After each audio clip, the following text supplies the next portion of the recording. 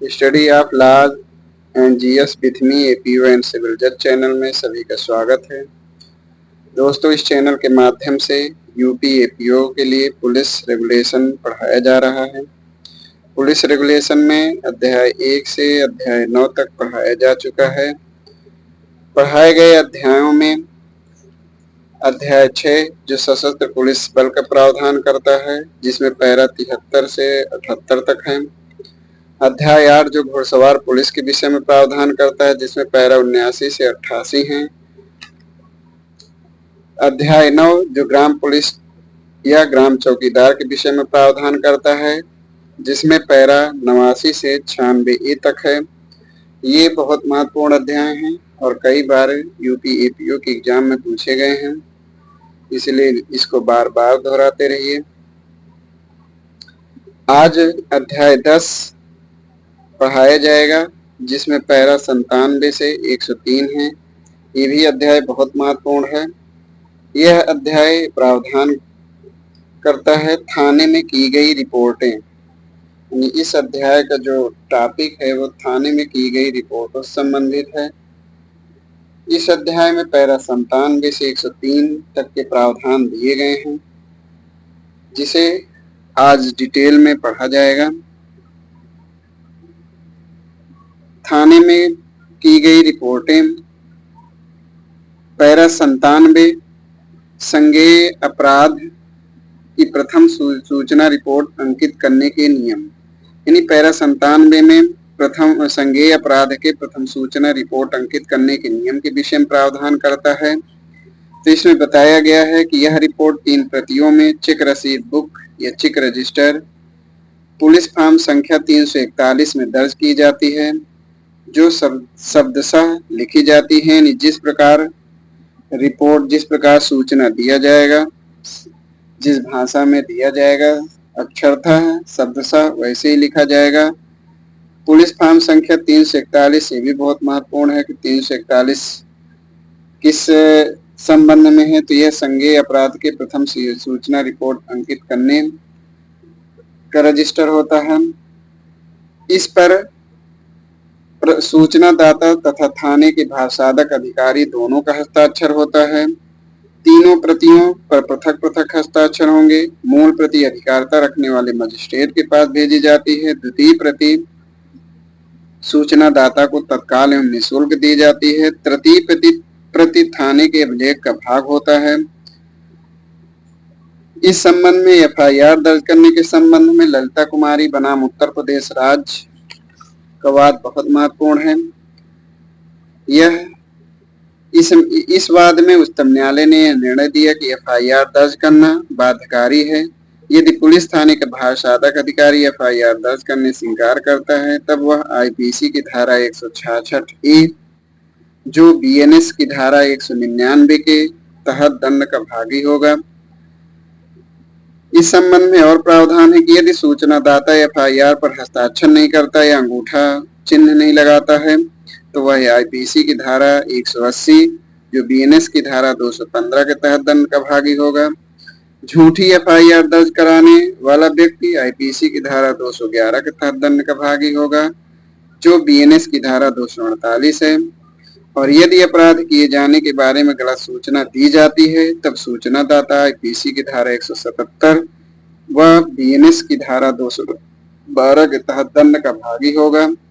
तो इस प्रकार इस पैरा में ये प्रावधान दिए गए हैं कि जो संज्ञेय अपराध की सूचना 3 प्रतियों में पुलिस फॉर्म संख्या 341 में दर्ज की जाएगी, शब्दशः दर्ज की जाएगी। सूचना दाता थाने के भाषादक अधिकारी दोनों का हस्ताक्षर होंगे।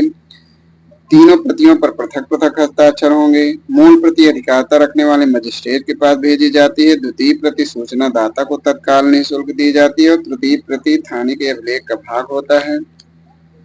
पैरा 99 इस अध्याय के पैरा 99 में प्रावधान है कि रिपोर्ट का सार जीडी जनरल डायरी में लिखा जाना। यानी जो एफआईआर होगा, जो फर्स्ट इंफॉर्मेशन रिपोर्ट का जो सार है, जो समरी है, साधारण डायरी में तुरंत लिखा जाना चाहिए। इस अध्याय के पैरा 100 थाना अध्यक्ष द्वारा थाने के बाहर मौखिक रिपोर्ट प्राप्त होने पर कार्यवाही।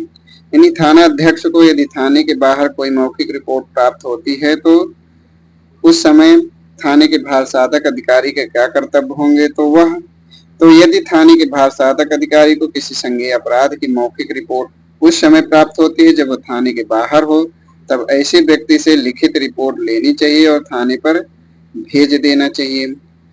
इस अध्याय के पैरा 101 अपराध की विशेष सूचना के विषय में प्रावधान करता है।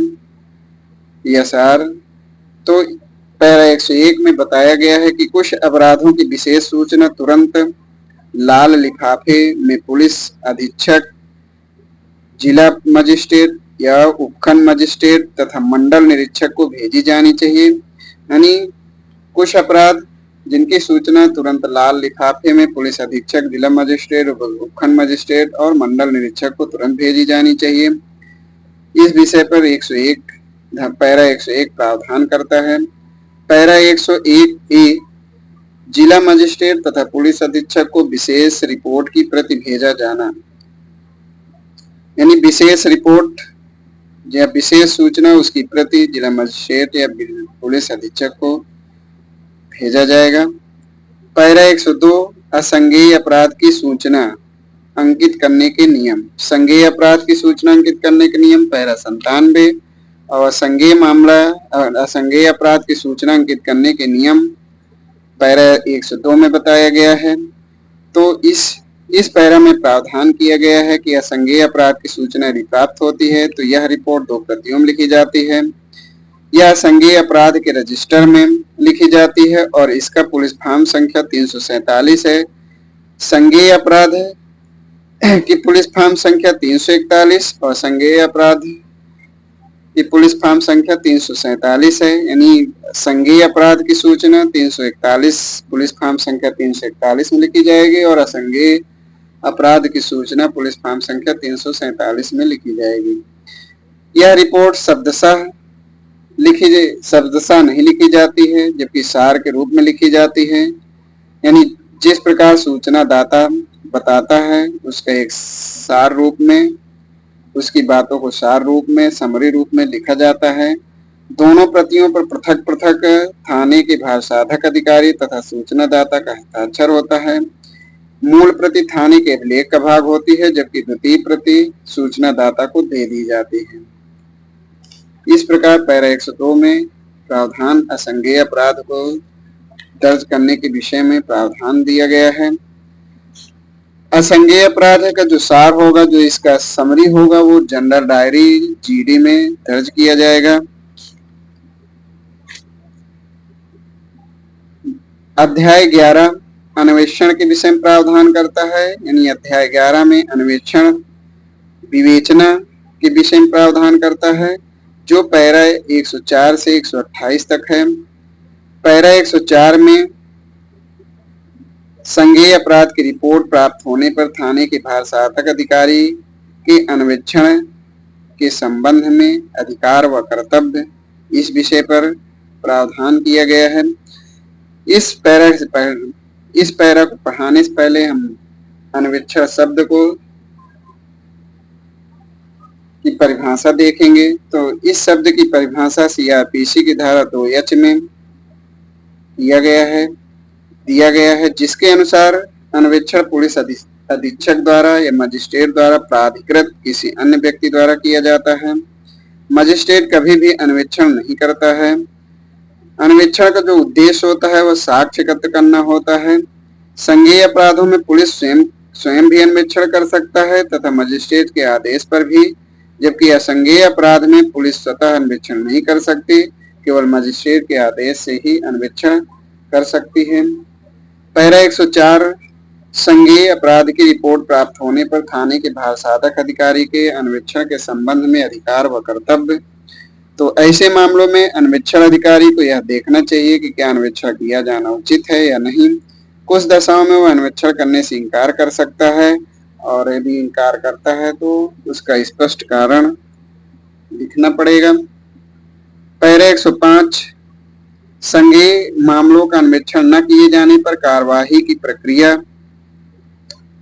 तो पैरा 105 में यह प्रावधान किया गया कि यदि संज्ञेय मामलों में अन्वेषण नहीं किया जाता है तो उस पर क्या कार्रवाई की जाएगी। तो ऐसे मामलों में अन्वेषण अधिकारी सीआरपीसी की धारा 157 जो बीएनएसएस की धारा 176 है के तहत मजिस्ट्रेट को एक प्रारंभिक रिपोर्ट भेजेंगे जिसमें अन्वेषण न करने का उल्लेख होगा तथा सूचनादाता को भी इसकी सूचना दी जाएगी। अन्वेषण न करने के कारणों का उल्लेख जनरल डायरी या जीडी में किया जाएगा।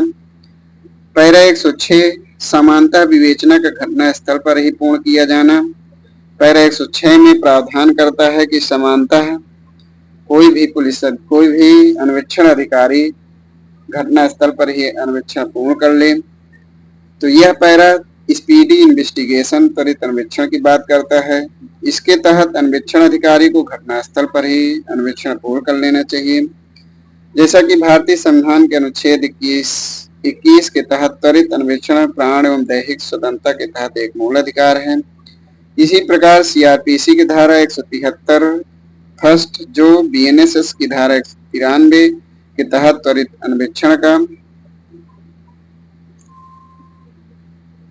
अन्वेषण का प्रावधान किया गया है। सीआरपीसी की धारा 173(1) या बीएनएसएस की धारा 193 के तहत शिशु के साथ दुराचार के मामलों में अन्वेषण अपराध की सूचना की प्राप्ति के 2 महीने के अंदर पूर्ण किया जाएगा।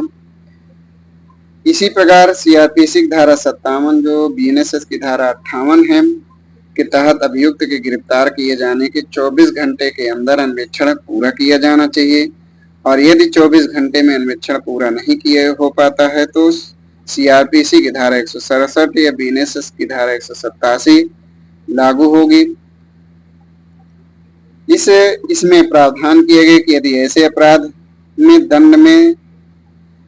दंड 10 वर्ष से कम हो तो अन्वेषण 60 दिन के अंदर तथा यदि ऐसे अपराध में दंड मृत्युदंड या जीवन कारावास या 10 वर्ष का कारावास हो या 10 वर्ष से अधिक का कारावास हो तो अन्वेषण 90 दिन में पूर्ण किया जाना चाहिए। ऐसा प्रावधान सीआरपीसी की धारा 167 में किया गया है जो वर्तमान में बीएनएसएस की धारा 187 है। पैरा 108 केस डायरी में प्रविष्टियां करना। केस डायरी सीडी इसे रोजनामा च खास कहते हैं। तो एक केस डायरी के बारे में प्रावधान सीआरपीसी की धारा 172 जो बीएनएसएस की धारा 192 है में किया गया है। केस डायरी प्रत्येक अपराध के अन्वेषण के लिए पृथक पृथक होता है तथा उस अपराध के अन्वेषण से संबंधित सभी बातें उसमें लिखी जाती हैं। इसका साक्ष्य में प्रयोग न्यायालय अपनी सहायता के लिए कर सकता है। केस डायरी को देखकर अन्वेषण अधिकारी साक्ष्य अधिनियम की धारा 159 या नई साक्ष्य अधिनियम की धारा 162 के तहत अपनी स्मृति ताजा कर सकता है।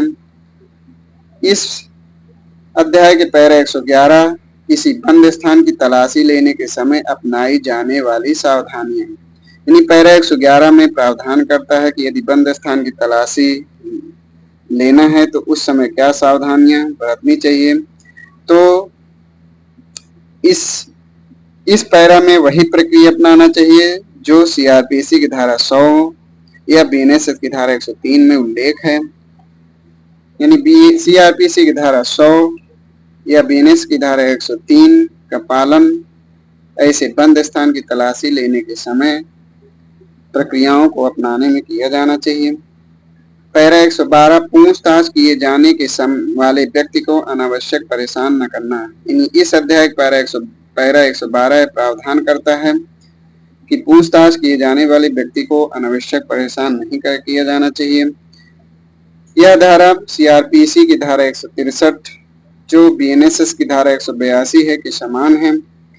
पैरा 114 घटना स्थल का नक्शा नजीर बनाना।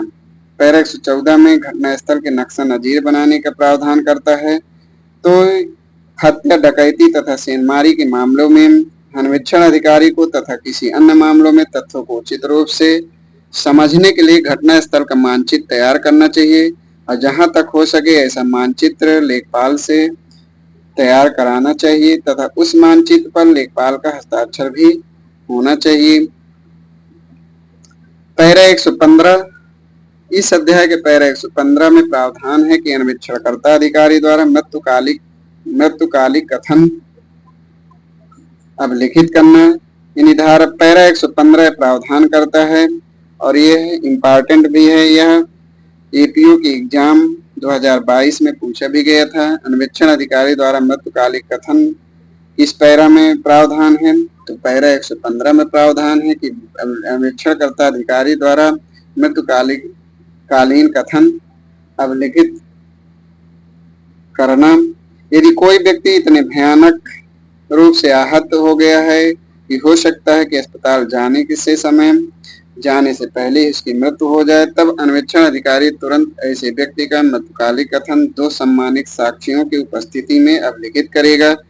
तो ऐसा पुलिस अधिकारी किसी आहत व्यक्ति से जिसका मरने की संभावना अधिक है, तो अन्वेक्षण अधिकारी तुरंत ऐसे व्यक्ति का मृत्युकालिक कथन 2 सम्मानित साक्षी या गवाहों की उपस्थिति में दर्ज करेगा।